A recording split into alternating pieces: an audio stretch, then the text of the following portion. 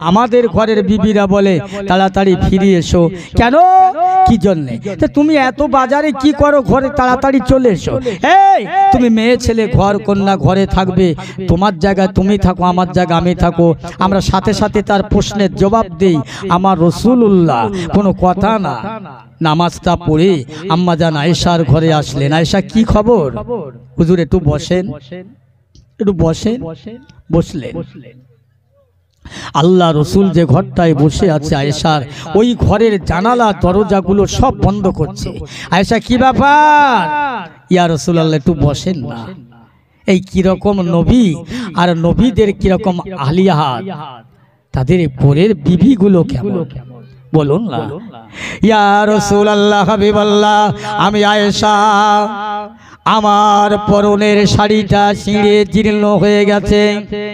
আপনি মদিনার মেয়েদের মশলা ফতোয়া লেবার জন্য আমার ঘরে পাঠান দিনের ভাগে। হ্যাঁ হ্যাঁ, ইয়া রাসূলুল্লাহ হাবিবাল্লাহ, আমার ঘরে মদিনার মেয়েরা মশলা ফতোয়া লিয়ার জন্য দিনের ভাগে আসে। আমি আয়েশার পরনের কাপড়টা ছেঁড়া জীর্ণ শীর্ণ হয়ে গেছে, আমি রাতের বাগে সেলাই করব, আমার ঘরেতে তেল নাই।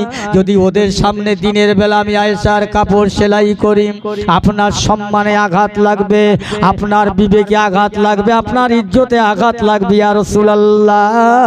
এই জন্য আমি আয়েশা আপনাকে বসতে বলছি, কেন জানেন? আপনার চেহারা দিয়ে নূর আর নূর চমকাবে। আপনার ঘরে আপনি বসে থাকবে নূরে নূরে নূরে নূরে, ঘরটা নূরান্বিত হবে। আমি আয়েশা, আমার ভরসা আছে, বিশ্বাস আছে, আপনার নূরের চেহারা দিয়ে আমার ঘরটা আলোয় আলোময় হয়ে যাবে। আমি ওই সূচের ছিদ্র দিয়ে সুতোটা পরিয়ে আমি আয়েশার ছেঁড়া কাপড়টা সেলাই করে নেব। জোরে বলা যাবে না সুবহানাল্লাহ? আমি সেলাই করব, আমার ভরসা আছে। সেই আম্মা জান আয়েশা সিদ্দিকা রাদিয়াল্লাহু তাআলা আনহা বলছেন, হ্যাঁ, আমার রাসূলুল্লাহর ঘরে রাসূল বসলেন, ইন্তজার করলেন, অপেক্ষা করলেন। আমার রাসূলের ঘরটা আলোয় আলোময় হয়ে গেল, নূরে নূরান্বিত হলো। আমি আয়েশা সূচের ছিদ্রটা সুতোটা পরিয়ে নিয়ে আমার ছেঁড়া কাপড়টা সেলাই করেছিলাম। ও মুসলমান ইমানদার, আমার বলা বক্তব্য এই নয়। আম্মা জান আয়েশাকে আল্লাহর নবী বলছেন, আয়েশা, মানুষ কি মরে যে কথা বলে? হুজুর আমি জানি না। আমার নবী বলে, হ্যাঁ আয়েশা, যে মানুষটা মারা যায় তার অনেক কথা, অনেক আশা আকাঙ্ক্ষা থাকে, কিন্তু সব বেকার, সব বেকার। ও বিবি আয়েশা, যে মানুষটার মালাকুল মউত আজরাইল আলাইহিস সালাম জানটা নিয়ে চলে যায়, তার দেহ হাড় হাড্ডি চূর্ণ বিচূর্ণ হয়ে যায়, তার পরনের কাপড় খুলে নেওয়া হয়, পরনের ঘুনসি খুলে নেওয়া হয়, তাকে গোসল দেওয়ার জন্য গোসলের পানি রেডি করা হয়, প্রস্তুত করা হয়। আর ওই লোকটা বলতে থাকে, ওগো আমার গোসল দেনেওয়ালারা, ও আমার আপনজনেরা, তোমরা আমাকে বিদায় গোসল দেবে, জীবনের শেষ গোসল দিয়ে দেবে, একটু অপেক্ষা করো, দেরি করো। আমার গায়ে যেন বেশি ঠান্ডা বেশি গরম পানি দিও না। এই মাত্র আমার কাছ থেকে মালাকুল মউত আজরাইল সালাম বিদায় হয়ে গেছে, আমার প্রাণ পাখিটা জানটা ছিঁড়ে নিয়ে চলে গেছে, আমার সকল হাড় হাড্ডি যেন উল্টো পাল্টা হয়ে গেছে, আমার বেশি গরম বেশি ঠান্ডা আমার গায়ে পানি তোমরা দিও না, বেশি চাপ দিও না।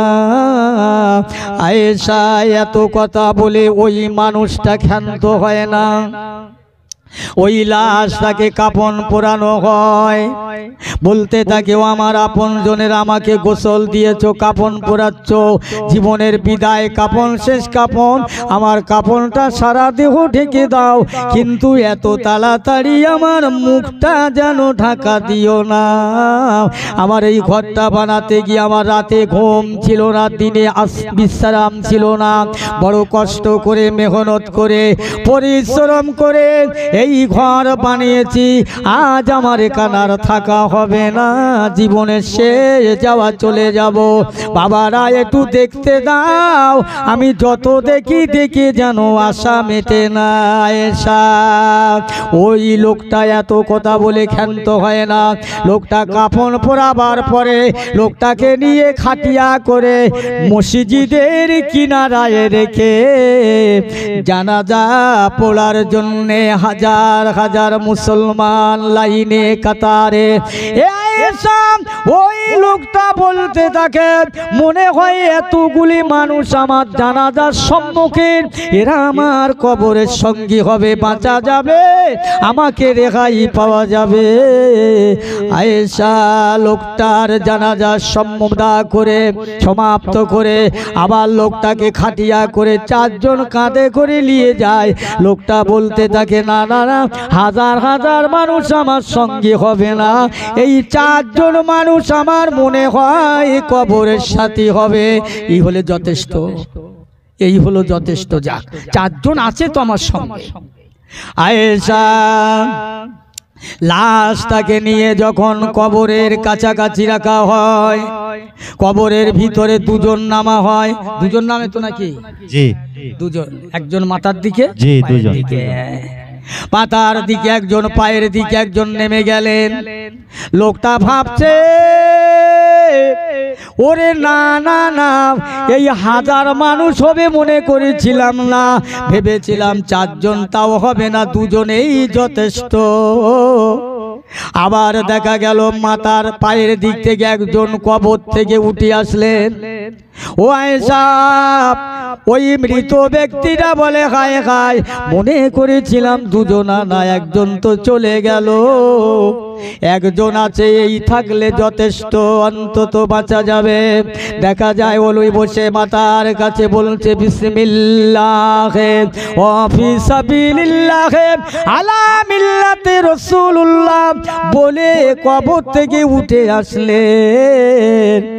আয়েশা ওই লোকটা বড় নিরুপায় অসহায় হয়ে মর্মাহত হয়ে কাঁদতে থাকে, ওগো দুনিয়ার জীবিত মানুষের আমার আপনজনেরা, আজ আমার জীবনের শেষ বাড়ি, শেষ জায়গা, আমি বড় একা, আমি ভেবেছিলাম হাজার মানুষ আমার সঙ্গী হবে, হাজার মানুষ আমার সাথী হবে, চারজন হবে হলো না, দুজন হবে হলো না, একজন তাও নাই, আমি একা, আর আমার সঙ্গে কেউ নাই, আমি একা একা। বাঁশগুলো সাজিয়ে মানুষেরা যখন মুঠো মুঠো মাটি দিয়ে মিনহা খালাকনাকুম ওয়া ফিহা নুঈদুকুম ওয়া মিনহা নুখরিজুকুম তারাতাল উখরা, এই বলে মুঠো মুঠো মাটি দেয়। কবরের মানুষটা বলতে থাকে আয়েশা হায় হায়, দুনিয়ায় যতদিন ছিলাম বলেছিলাম আমার ঘর, আমার বাড়ি, আমার জায়গা, আমার জমি, আমার বিবি, আমার ছেলে, আমার বেটি, আমার, ওরে না না না না না, আজ আমার কেউ নাই, কবরে আমি একা। ও দুনিয়ার মানুষেরা, আমাকে তোমরা এমন জায়গায় রেখে চলে যাচ্ছ, আর আমার সঙ্গে তোমাদের দেখা হবে না, হবে না। আমি তোমাদের বলছি শোনো, এখন তোমরা আমার কবরের দিকে লক্ষ্য করে আল্লাহর দরবারে কেঁদে কেঁদে আমার হয়ে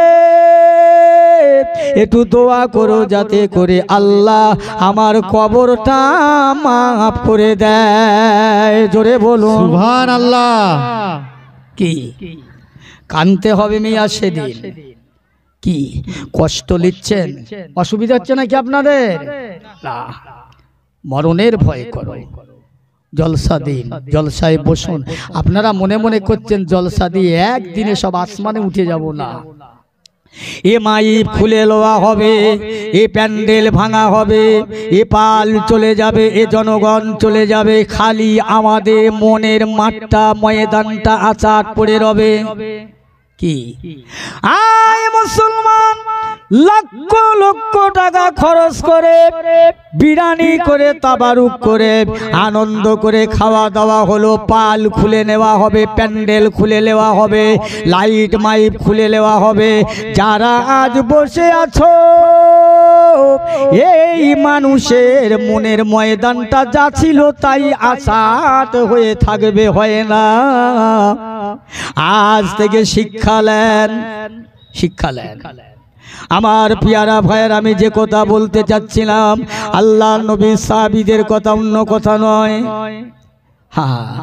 হযরত উসমান গনি রাদিয়াল্লাহু তাআলা আনহু তিনিও কেঁদেছিলেন, হযরত আলী কেঁদেছিলেন, হযরত ওসমান ওমর ফারুক রাদিয়াল্লাহু তাআলা আনহু কেঁদেছিলেন। কত কান্না, তারা বেহেশতি মানুষ। আচ্ছা না, আমার যদি কেউ বলে তুমি আমার পীর সাহেব যদি বলে তুমি জান্নাত পেয়ে গেছো বেহেশতে, আমাকে আর কেউ ধরে রাখতে পারবে? আমি একদম ফুলে ফেঁপে উড়িষ্যার হালের গরু হয়ে যাব। আল্লাহ রসুল বললেন, বাবা আবু বকর, উমর, উসমান, আলী তোমরা জান্নাতি, তোমরা বেহেশতি। তারপরেও তারা ফুলিনি ফাঁপিনি, অহংকার করেনি। তারা দুনিয়াতে কেঁদেছিলেন, কান্না ছাড়া তারা কিছুই জানতো না। এই সরবেরিয়ার মানুষেরা কি হবে চিন্তা করে ভাবেন। আল্লাহ রসুল আল্লাহর হাবিব দিন দুনিয়ার বাদশা চাবি হযরত ওমর ফারুক, যে ওমর নবীর দুশমন ছিলেন, আগে রাসূলুল্লাহর দুশমন, ইমানের দুশমন, ইসলামের দুশমন, সেই ওমর আমার রাসূলুল্লাহর হাতে হাত রেখে কলেমা পড়ে জীবনের মতো মুসলমান হয়ে আল্লাহর জান্নাতের যোগ্য মানুষ হয়ে গেছে। সেই ওমরে ফারুক রাদিয়াল্লাহু তাআলা আনহু দুনিয়ার বুকে আছেন, আল্লাহর নবী ওফাত হয়ে গেলেন। আবু বকর খলিফার আসন আসন্নিত করলেন। আবু বকর সব মদিনার সাহাবীদের ডাকলেন, এ বাবারা, আল্লাহ রসুলের সাহাবীরা, শোনো শোনো শোনো, আমি আবু বকর তোমাদের কাছে একটা ওসিয়াত করে যাই, শোনো। জি হুজুর বলছেন, বাবা আমার ইন্তেকালের পরে আমার লাশটা জান্নাতুল বাকিয়াতে দাফন করার আগে একটা কথা শোনো। আমার রাসূলুল্লাহর মাজারের সামনে গিয়ে আমাকে রেখে বলবে যে আবু বকর দুনিয়াতে নেই, ইন্তেকাল হয়ে গেছে। আবু বকর বড় ভয় করছে কবরের। ইয়া রাসূলুল্লাহ, আপনার আবু বকর আপনার পাশে থাকতে চায়। যদি আমার রাসূলের মাজারের দরজাটা এমনি এমনি খুলে যায়, তারপরেও তোমরা আমাকে দাফন করবে ওখানে, না হলে জান্নাতুল বাকিয়াতে কবর দেবে। খবরদার মাজারের দরজাটা তোমরা হাত দিয়ে খুলবে না। জোরে বলুন না সুবহানাল্লাহ। কি বিশ্বাস, কি ভালোবাসা। আল্লাহ রসুলের সাহাবীরা তাই মনে রাখলেন, আবু বকর হুজুর 2.5 বছর পরে ওফাত হলেন, ইন্তেকাল করলেন। হযরত আবু বকরের লাশ মোবারক তালিয়ে গোসল দিলেন, কাফন পরালেন, জানাজা পড়লেন না। হুজুরের লাশটা নিয়ে আল্লাহ রসুলের মাজারের গেটের সামনে রেখে দিয়ে আল্লাহ নবীকে সালাম দেন, আসসালামু আলাইকা ইয়া রাসূলুল্লাহ হাবিবাল্লাহ। আপনার সেই আবু বকর, যে আবু বকর আপনার সঙ্গী হয়ে মক্কা থেকে মদিনায় ছিল, ইয়া রাসূলুল্লাহ সে বড় কবরের ভয় করে, আযাবের ভয় করে, জাহান্নামের ভয় করে। ইয়া রাসূলুল্লাহ হাবিবাল্লাহ, তার মনে বড় তামান্না, তার মনে বড় আশা, সে আপনার পাশে থাকতে চায়। আপনি যদি আপনার মাজারের দরজাটা আপনার নূরের হাত দিয়ে খুলে দেন, কিংবা যদি এমনি খুলে যায়, তবে আমরা আবু বকরকে আপনার পাশে দাফন করব, নইলে জান্নাতুল বাকিয়াতে দাফন করে দেব। ওরে রাসূলুল্লাহর কাছে বলার পরে আমার আল্লাহ পাক পরওয়ারদিগারে মাওলা রহমানুর রহিমের ইচ্ছায় আল্লাহ নবীর মাজারের গেটের দরজাটা খুলে গিয়েছে। আবু বকরের লাশটা নিয়ে ওই জায়গাতে কবর শরীফ তৈরি করা হয়। কবর শরীফ তৈরি করে জানাজা পড়ে মাটি দিচ্ছেন আমার রাসূলুল্লাহ হায়াতুল নবী, জিন্দা নবী মাজার থেকে বলছেন, ও আমার সাহাবীরা দাও দাও, আমার আবু বকর এতদিন ছিল দুনিয়ার বন্ধু, দুনিয়ার সঙ্গে, আমার আবু বকরকে দাও, আমি মুহাম্মাদের সঙ্গে। আজ আমার আবু বকর আখিরাতের বন্ধু, আখিরাতের সঙ্গী হয়ে যাক। জোরে বলুন সুবহানাল্লাহ, সুবহানাল্লাহ। দাও আবু বকর আজ আমার আখিরাতের বন্ধু সঙ্গী। কি ভালোবাসা সম্পর্ক ছিল তাদের। নামাজ ছিল না কাজা, তাদের খাওয়া ছিল না হারাম, তাদের কথা ছিল না মিথ্যা, তাদের চলাফেরা ছিল না শরীয়তের বিরোধী। তারাই ছিল শরীয়তের পুরোপুরি মাননেওয়ালা। সেই জন্যে তো তাদের ইতিহাস আমার আপনার কি হবে। আবু বকর দুনিয়া থেকে বিদায়, এবার কে হবে রাষ্ট্রপতি খলিফা? হযরত সাইয়েদেনা ওমরে ফারুক রাদিয়াল্লাহু তাআলা আনহু। সব লোকেরা বলছে ওমর হবে খলিফা, ওমর খলিফা হবার যোগ্য। এই আমি তোমাদের খলিফা হব, আগে আমার কথার জবাব দাও। আমার বিচার করতে পারবে? আমার অন্যায় করলে, আমার অপরাধ হলে, আমার অপরাধের বিচার যদি করতে পারো, আমি তোমাদের নেতা হব, খলিফা হব। কেউ বলতে পারে না উঠে, কেননা যে ওমর যে রাস্তা দিয়ে চলে ও রাস্তায় ইবলিশ চলে না, শয়তান চলে না। যে ওমর কথা শুনলে বাঘ বকরিতে এক জায়গায় পানি খায়, কেউ বলতে চায় না। একজন বুড়ো মুরব্বী উঠে বলছে, এই ওমরে ফারুক, আপনার সব আবদার সব খাতির মেনে নেব, কিন্তু যখন আপনি আল্লাহ আল্লাহর রসুলের আদর্শকে ক্ষুণ্ণ করবে, তোমাকে আর রেহাই দেওয়া হবে না। ওমর বলেছিলেন, সাবাস, এই তো আমার বিচার করবার মতো লোক আছে, বলুন না সুবহানাল্লাহ। এই তো আমার বিচারের মানুষ আছে, আমার বিচার করবে। আহা, ওমরে ফারুক খলিফা হলেন। পরে বলছে, আমার মজুরি কত বাবা, আমার রোজ কত? হুজুর মজুরি? আপনার তো সব, আপনি তো বাদশাহ, আপনি তো খলিফা, সব তো আপনার না, সব জনগণে, আমার নয়। ওমর ফারুকের বিবি একদিন ডেকে বলছে, হুজুর আমার একটু বড় মিষ্টি খাবার শখ হয়েছে। হযরত ওমরে ফারুক বাজারে গিয়ে মিষ্টি কিনলেন, 8 আনা করে পয়সা রোজের দাম নিয়ে মিষ্টি কিনলেন। কম কম করে বাজার করে মিষ্টিটা এনে রান্না খাওয়া হয়ে গেল। সবাইকে ডেকে বললেই, আজকে বলো তো খাওয়া কারো কম বেশি হয়েছে? জি না হুজুর, যেমনটা হয় তেমনটাই হয়েছে। হুজুর বলছে, তাহলে তোমার 8 আনা লওয়া বেশি হয়ে যাচ্ছে, আমি 8 আনা করে লেবো না, কালকে কম লেবো। কি হিসাব, কি চিন্তা, কবরের জবাব দিতে হবে। খলিফা হয়ে রেহাই পাবে না। আহা, হযরত ওমর ফারুক রাদিয়াল্লাহু তাআলা আনহু নিজেকে নিজে চিনতে পেরেছেন।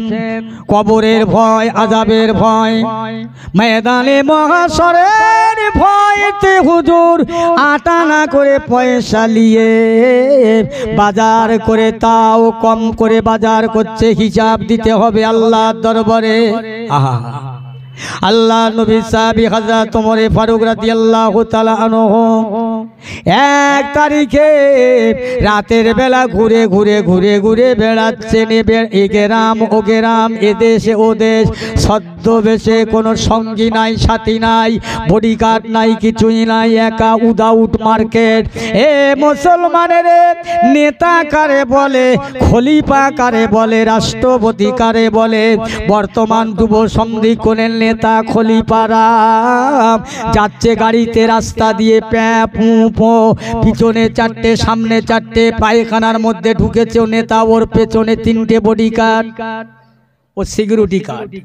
বলেন বডিগার্ড কোথায় থাকবে সোজা হলে? হযরত ওমর ফারুক রাদিয়াল্লাহু তাআলা আনহুর মধ্যে খোদার ভয়।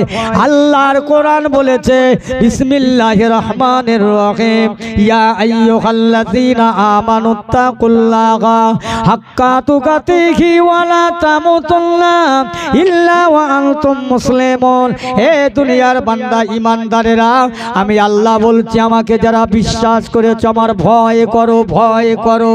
কিসের ভয়?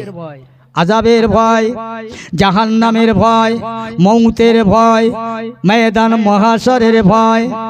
ইল্লা ওয়া আনতুম মুসলিমুন, আর তোমরা পরিপূর্ণ মুসলমান হয়ে মরে যাও। এটা আল্লাহর ঘোষণা, আল্লাহর ফয়সালা। হযরত ওমর রাদিয়াল্লাহু তাআলা আনহু ঘুরে ঘুরে বেড়াচ্ছেন। কার খাওয়া হয়, কার হয় না, কার ঘর নেই, বাড়ি নেই, বিবি স্বামী হারা, বেওয়া বিধবা দেখছেন। নাইলে জবাব দিতে হবে তো আল্লাহর কাছে। খলিফা হয়ে ছাড় নেই। রাষ্ট্রপতি রাস্তার মাজায় ইট মাথায় দিয়ে ঘুমাচ্ছে। রোম শহরের বাদশা এসে দেখছে ওমর যে। ভাই, আপনি এইভাবে উদাউট মার্কেট, কোনো দেহরক্ষী নেই, আপনি ইট মাথায় দিয়ে রাস্তার মাঝে ঘুমাচ্ছেন, রাস্তার মাঝায় ঘুমাচ্ছেন, আপনাকে তো মেরে দেবে। ওমর বলছে না না না না না, খোদার কসম করে বলছি, আমি মুহাম্মদ সাল্লামের হাতে হাত দিয়ে যেদিন কলমা পড়েছি, মুসলমান হয়েছি, আমি ওমর বিনা কারণে ইচ্ছাকৃত একটা মশা, একটা মাছি মারিনি। কাজী আমাকেও কেউ মারবে না, বলুন না সুবহানাল্লাহ। সুবহানাল্লাহ। আল্লাহর ভয়, ভালোবাসা তার মধ্যে আছে। কেউ মারবে না, আমি কাউকে মারিনি, আমাকেও কেউ মারবে না। হায় হায়, নেতা বলে কথা, খলিফা বলে কথা। রোম শহরের বাদশা শুনে অবাক হয়ে গেলেন। ওমরে ফারুক রাস্তা দিয়ে যাচ্ছেন, যেতে যেতে দেখছেন একটা বাড়িতে একটা মহিলা আছে, বুড়ো একটা মহিলা আছে, বুড়ো অবিবাহিত। ওই অবিবাহিত মহিলাটাকে ওই বুড়ো মহিলাটা বলছে, মা আজকে দুধের মাত্রাটা বড্ড কম হয়ে গেছে, দুধটা অনেক কম হয়ে গেছে, এক কাজ করো না, এই দুধে একটু পানি দাও তো মা, পরিপূর্ণ হয়ে যাক। না মা, দুধে পানি দেওয়া যাবে না। আরে বাবা, এই রাতের বেলা দুধে পানি দেবে, তা কি হলো, কেউ তো নেই, কেউ দেখতে পাবে না, দাও। মেয়েটা বলছে, মা তুমি তো বলছো কেউ নেই, কিন্তু আলেমুল গায়েব অন্তর্জামিন আল্লাহ বলে তো একজন আছে, আমা ওর চোখে ফাঁকি দেওয়া যাবে না, ওর চোখের আড়াল করা যাবে না। ও দিনের মালিক, রাতের মালিক, ও সর্বযুগের সর্বকালের মালিক। পানি দিলে উনিও তো দেখতে পাবে, বলুন না সুবহানাল্লাহ। সুবহানাল্লাহ। আল্লাহর ভয় তার মধ্যে কি আছে? হযরত ওমর ফারুক কথাটা শুনলেন, দাঁড়িয়ে দাঁড়িয়ে বাইরে, কেউ জানে না। সকাল হয়ে গেল, লোক পাঠিয়ে দিলেন, যাও তো ওই বাড়ি থেকে সেই বুড়ি একটা মহিলা আছে, ওকে আমার কাছে ডেকে নিয়ে এসো। ডেকে নিয়ে যাওয়া হলো। বলছে চলুন, খলিফা ডেকেছে। কেন জানি না। হ্যাঁ, যাচ্ছেন আর কাঁপছেন, খলিফা ডেকেছে মানে কি ব্যাপার, নিশ্চয়ই কোনো ব্যাপার আছে। দাঁড়িয়ে গেলেন, মা সোজা হয়ে দাঁড়াও, কেঁপো না, দাঁড়াও, কি হয়েছে? তোমার একটা মেয়ে আছে? জি। তোমার মেয়েটাকে আমি আমার পেটার সঙ্গে বিয়ে দেব। কি হয় হুজুর, আপনি খলিফা, আপনি রাষ্ট্রপতি, আমি একটা গয়েলা, আমার মেয়ের সঙ্গে আপনার ছেলের বিয়ে? হযরত ওমর ফারুক রাদিয়াল্লাহু তাআলা আনহু বললেন, ও বুড়িমা, বুড়িমা, তোমার মেয়েটা কালো কি খোঁড়া কি কালা কি কানা ওটা দেখি না। ও মেয়ে বুড়িমা, তোমার মেয়েটার ভিতরে আল্লাহর ভয়, খোদার ভয়ে আছে। তোমার মেয়ের ভিতরে খোদা ফিরুতা রয়েছে, আল্লাহর ভয় রয়েছে। তুমি দুধে পানি দিতে বলেছিলে, তোমার মেয়েটা দুধে পানি দেয় না। তিনি বলছেন আল্লাহ রয়েছে, আল্লাহকে ফাঁকি দেওয়া যাবে না।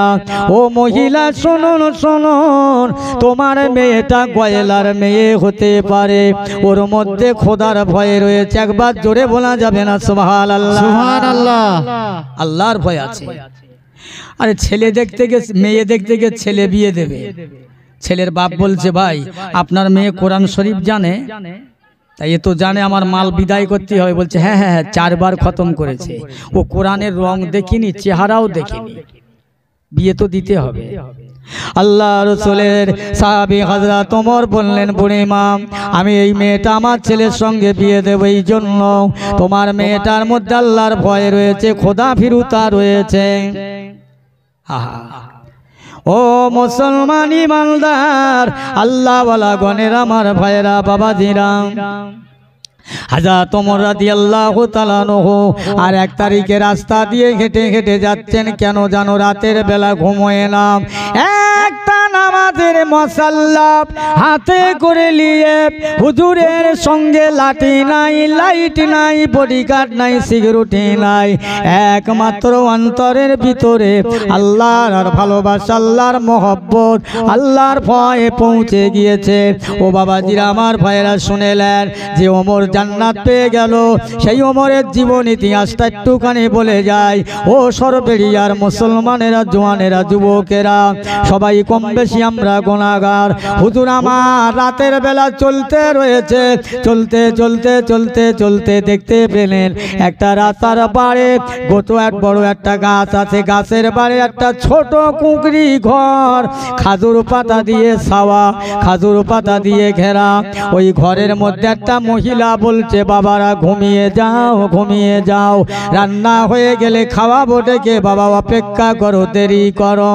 ফারুক আজম ওটা দাঁড়িয়ে দাঁড়িয়ে দেখলেন, শুনলেন। অনেক সময় হয়ে গেল, ওই সময় বলছো, মা মহিলা তুমি কি রান্না করো, কি রান্না করছো, এখনো কি রান্না হয় না, তোমার রান্না কি শেষ হয় না? তুমি ধোকা দাও বাচ্চাদের, না না তুমি যে আল্লাহর সঙ্গে ধোকা দাও। ওই সময় বলছে, কে বাবা এই রাতের আধারে আমার ঘরের পাশে এমন করে দাঁড়িয়ে আছো? আমি এই দেশের একজন প্রতিজ্ঞ মা।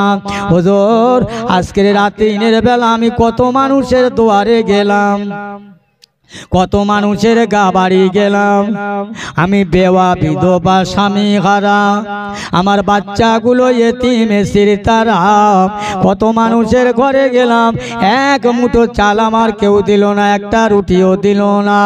আমার বাচ্চাগুলো ক্ষুধার্ত, ভুকার্ত, তৃষ্ণার্ত, জীর্ণ শীর্ণ হয়ে গেছে। এই জন্যে আমি পথের পাথর, রাস্তার পাথর তুলে নিয়ে ডিশে করে জাল দেই, যাতে করে আমার বাচ্চাগুলো পাথর জাল দেওয়া দেখে ওরা মনে করবে ভাত চাপিয়েছে আমার মা, এই না দেখে ঘুমিয়ে যাবে। সেই জন্যে আমি বারবার বলছি ঘুমিয়ে যাও। ওই সময় হযরত ওমর ফারুক আর দেরি করলেন না, জলদি করে ছুটে ছুটে দৌড়ে দৌড়ে নিজের বায়তুল ফান্ডে চলে গেলেন। আটার বস্তা মাথায় করে নিয়ে রাতের অন্ধকারে একা একই এসে আটারা ছানলেন, খামির বানালেন, রুটি বানালেন।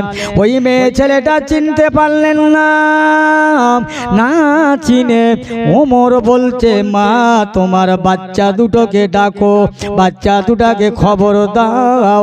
ওই সময় বলছে, বাবা আমার বাচ্চাগুলো তারা মারিতে মারিতে লেগে গিয়েছে। দরুদ শরীফ আল্লাহুম্মা।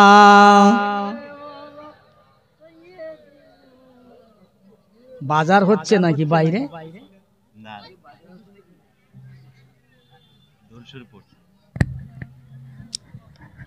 এই একটু জোরে জোরে পড়েন, আল্লাহুম্মা সাল্লি আলা সাইয়্যিদিনা মাওলানা মুহাম্মদ ওয়া আলা আলি সাইয়্যিদিনা মাওলানা মুহাম্মদ। একটু তাকবীর দেই, আপনারা একটু আওয়াজটা দেন তো, নারায়ে তাকবীর।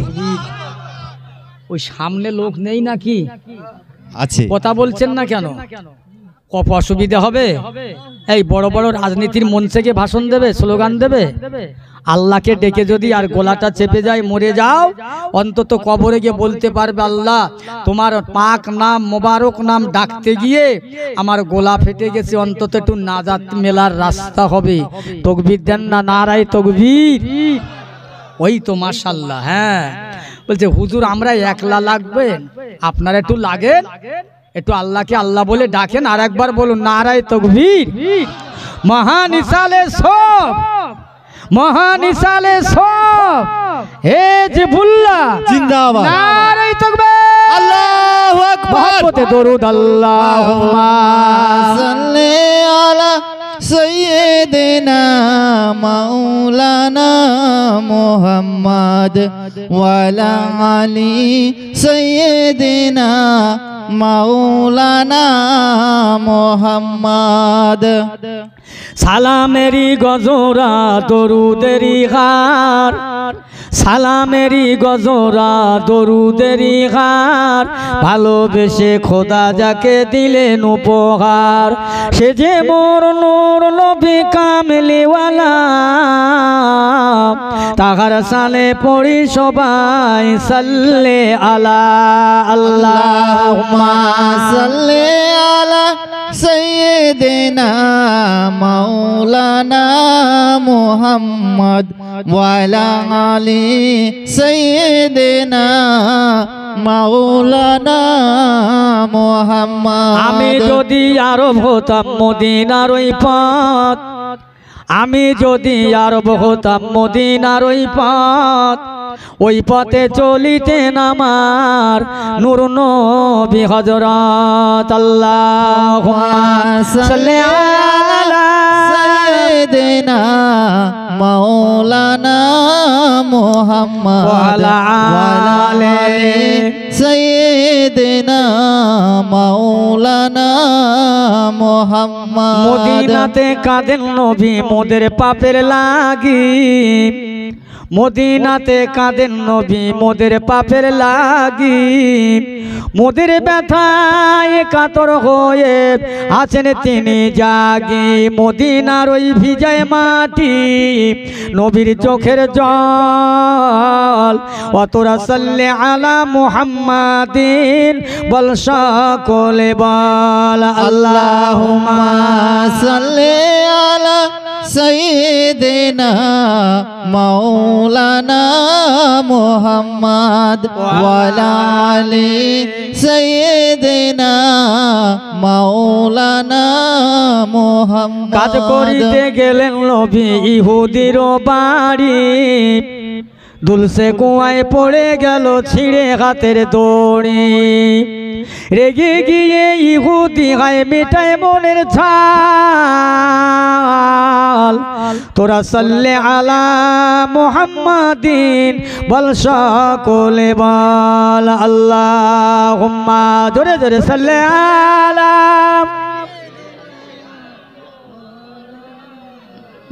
ওয়ালা আলে সাইয়্যিদিনা।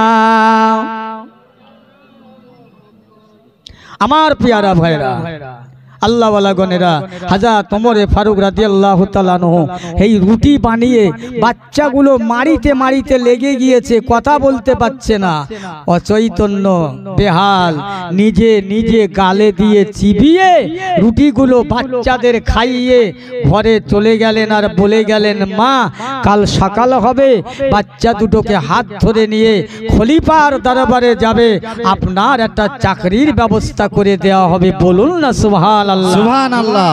কে বললেন? ও চিনতে পারলো না কে বলল। সকাল হয়ে গেল, বাচ্চা দুটোর হাত ধরে নিয়ে টুকটুক টুকটুক করে খলিফার দরবারে গিয়ে দেখছে সেই মানুষটা। জিজ্ঞাসা করছে, খলিফা কোথায়? সই তো খলিফা খাদুর পাতার চেটায় বসে আছে। আরে এই মানুষটা, এই মানুষটা গতকাল রাতের বেলা আমার উনুনে রুটি ছেকেছে, আবার রুটিগুলো চিবিয়ে আমার বাচ্চাগুলো খাইয়েছে সেই ওমরে ফারুক। আস্তে আস্তে হাত উঁচু করে হাত জোড় করবে, খলিফা সানি ফারুক আজম উঠে বলছে, মা খবরদার তুমি আমার কাছে জোড় হাত করবে না, স্যালেন্ডার করবে না মা, আমি তোমার কাছে জোড় হাত করছি মা, আমার তোমার যে কষ্ট, এই কষ্টে আমার দেখতে দেরি হয়ে গিয়েছে, সময় পার হয়ে গিয়েছে, তাতে তোমার কত কষ্ট হয়েছে, তোমার বাচ্চাদের কষ্ট হয়েছে, এই জন্যে মা আমি তোমার কাছে জোড়হাত করছি, কাল ময়দানে মহাশরে আমি ওমরের বিরুদ্ধে আল্লাহর দরবারে নালিশ করো না। জোরে জোরে বলুন সুবহানাল্লাহ। এই ছিল কবরের ভয়ের মানুষের ইতিহাস এই ছিল ইতিহাস। শুধু তাই নয়, হযরত ওমর ফারুক রাদিয়াল্লাহু তাআলা আনহু ঈদের ময়দানে যাচ্ছেন নামাজ পড়তে। ভাই এই ফোনটা না আমি যত গালের মধ্যে দিয়ে বলবো তত ভালো হবে, একটু দূরে থেকে বললে হয় না, এরকম ফোন একটা রাখো না। আল্লাহ রাসূল দিন ও দুনিয়ার বাদশার সাহাবী খলিফা সানি ফারুকে আজম, ঈদ হয়ে গেছে, শাওয়াল মাসের চাঁদ দেখা দিয়েছে, রমজান শেষ, শাবান মাস, রমজান মাস শেষ, শাওয়াল, তারপরের দিন ঈদ হবে। হাজার হাজার মানুষ ঈদের জামাতে নামাজ পড়বে কার পিছনে? খলিফার পিছনে। সবাই সুন্দর কাপড় পরে, নতুন পোশাক পরে, খুশবু মেখে সবাই যাচ্ছেন, কিন্তু খলিফার বাড়ির কান্নার আওয়াজ দেখে সবাই থমকে গেলেন, দাঁড়িয়ে গেলেন। আজ আনন্দের দিন, খুশির দিন, আজকে খলিফার বাড়ির কান্না কেন, বাদশার বাড়ির কান্না কেন এত হবে? সবাই দাঁড়িয়ে গেলেন। হযরত আবু হুরায়রা রাদিয়াল্লাহু তাআলা আনহু হযরত ওমরের ঘরের কাছাকাছি গিয়ে বলছে, হুজুর আপনার কান্না কেন? আজকে কিসের কান্না? আজকে তো আনন্দের দিন, আজ তো খুশির দিন, ঈদ মানেই তো খুশি, আপনি কাঁদছেন? হুজুর আজ হাজার হাজার মানুষ নতুন পোশাক পরে, খুশবু মেখে সবাই ঈদের জামাতে আপনার পিছনে ইক্তেদা করবে, নামাজ পড়বে। হুজুর আজকে আপনি এইভাবে কাঁদছেন ঘরের মধ্যে দরজা দিয়ে, আজ তো কাঁদার কথা নয়, আজ তো আনন্দের কথা, খুশির কথা। হযরত ওমর ফারুক জান্নাতি মানুষ, ওই মানুষটি বলছো, মদিনার মুসলমানের আল্লাহ নবীর কামলিওয়ালা সাহাবীরা, তোমরা যাও আনন্দ করো, খুশি করো, আমি ওমর আবার খুশি করা মানাই না, আমার আনন্দ চলে না। আমার এক মাসের ইফতারি, এক মাসের রোজা, এক মাসের তারাবি, এক মাসের রোজা, আমার আল্লাহ পাক আবার দোয়াটা, আমার নামাজটা, আমার রোজাটা আল্লাহর দরবারে গ্রহণ হলো কি হলো না, কবুল হলো কি হলো না, আমার সংবাদ এলো না। আমার নবী বলেছে, কার নামাজ যদি কবুল না হয়, তার ইবাদত যদি আল্লাহর দরবারে কবুল না হয়, জমিন আর আসমানের মধ্যস্থলে আল্লাহ ঝুলিয়ে রাখবে। কাল ময়দানে মহাশরে যার আমল তার মুখে ছড়া মারা হবে। এইলে তোর নামাজ, এইলে তোর রোজা, এইলে তোর হজ, এইলে তোর যাকাত। ও মদিনার কামলিওয়ালা সাহাবীরা, আমি ওমর বড় ভয় হয়, আমার নামাজটা, আমার রোজাটা আল্লাহর দরবারে যদি কবুল না হয়, কাল ময়দানে আমার মুখে ছুঁড়ে যদি মারে, আমার দুনিয়ায় আনন্দ করা বেকার হয়ে যাবে, বেকার, কোনো কাজ হবে না। ও পশ্চিম সরবেরিয়ার মানুষেরা, আজ কেউ 1000 টাকা, 500 টাকা, 10,000, 20,000 টাকা দিয়ে লাইট মাইকের ব্যবস্থা করেছেন, অনেক ইন্তজার করেছেন, তাবারুকের ব্যবস্থা হয়েছে, ভালো জিনিস, এটা আমি খুশি। তবে এর চেয়ে খুশি হব আজ থেকে যতগুলো মানুষ এখানে এই মজলিসে বসেছে, আগামী কাল থেকে যদি নামাজ শুরু করেন, আমরা কত খুশি, তার চেয়ে খুশি হবে আল্লাহ। বলতে পারেন না সুবহানাল্লাহ? সুবহানাল্লাহ। কি এমন লোক আছে 30 বছর 40 বছর বয়স, নামাজ নেই, নামাজ নেই, খালি ঘুরে ঘুরে বেড়াচ্ছে, হই হই করছে, ঠিক, ঘুরে ঘুরে বেড়াচ্ছে, মিলাদ দিচ্ছে ঘন ঘন, এত টাকা দিয়েছি, নারায়ে তাকবীর, আল্লাহু আকবার।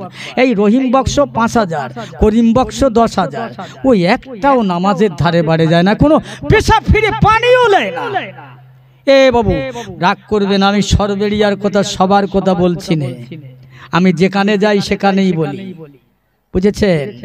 এটা না বললে তো কাল হাসরে আমাকে ছাড়বে না আল্লাহ। ওয়াজ করে পকেট গরম করে বাড়ি এসছিলে তো, যে কোটা ছিল ওরা বেনামাজি ছিল, এটা দেখেছিলে, বলেছিলে।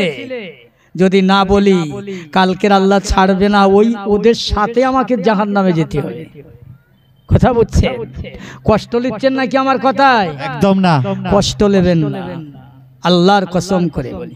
হযরত ওমর ফারুক রাদিয়াল্লাহু তাআলা আনহু নিজেকে নিজে সামলাতে পারে না, কাঁদেন। বক্তা এসে গেছে নাকি? না, আছেন। বক্তা নিয়ে আসেন। আল্লাহর হাবিব সাহাবী হযরত ওমর ফারুক রাদিয়াল্লাহু তাআলা আনহু নিজেকে সামলাতে পারলেন না, কাঁদেন আর কাঁদেন, এত কান্না কাঁদেন, চোখের পানিতে নিজের ঘরে ঈদের দিনে কাদা করে দেয়। নিজেকে আনন্দ করতে পারলেন না, খুশি করতে পারলেন না। সেই ওমর ফারুক রাদিয়াল্লাহু তাআলা আনহু 1 তারিখে আল্লাহ নবীর হযরত ইমাম হোসেন আর হোসাইন 2 ভাই ওমরের ছেলে আব্দুল্লাহর সঙ্গে কথা কাটাকাটি হতে হতে বলেছিলেন, এ ওমরের বেটা আব্দুল্লাহ, গোলামের বাচ্চা গোলাম, বেশি কথা বলো না। এই গোলামের বাচ্চা গোলাম, বেশি কথা বলো না। আব্দুল্লাহ গিয়ে হযরত ওমরের দরবারে হাজির। আব্বা জান, আজকে ইমাম হাসান আর হোসাইন আমাকে বা আপনাকে বড় কথা বলেছে। কি বলেছে? গোলামের বাচ্চা গোলাম বলেছে। তাই ওমর কি করলেন? কথাটা শুনে চলতে লাগলেন। একটা কাগজ নিলেন, কলম নিলেন। আব্দুল্লাহ চিন্তা করে, আমার আব্বা বড় মেজাজি রাগী মানুষ, না জানি কি সিদ্ধান্ত নেবে, না জানি কি হবে, কেনই বা বললাম।